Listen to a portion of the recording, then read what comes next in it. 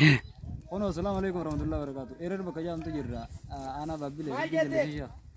Ana babbile jirra jechuudha. Kono alaan ana babbile jenne. Amma kana jabsu jenne. Ala jaanin isaan. Nyaatan. Ala malit. Ana Ala maga bamire. ala bishingaati. Dangaa fi buxannee fi akkana bar maka qaba. Muraadha. Ayyee. Kasimi. Ala muraati. Wasahawul rastam. Albaaniidha. Sahawul rastamin jalbanin ala malik. Ayyee taate.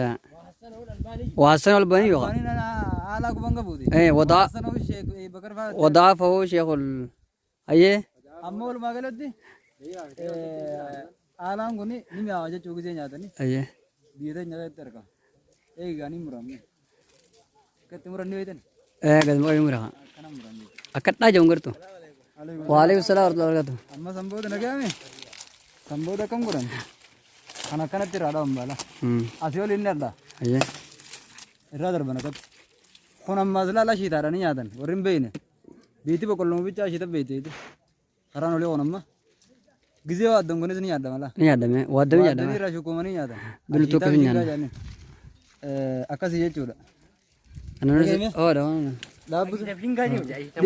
Tiriisisan. Ayyee ayyee. Amma akkasii jechuudha laa. Amma kun asuma lafa keenya hin nyaadhamu san. San immoo waaddamee nyaadhama. Kan nyaadhamu jechuudha amma kana laa. Isaan akka ala shan qorin mi'aawa jechuudha.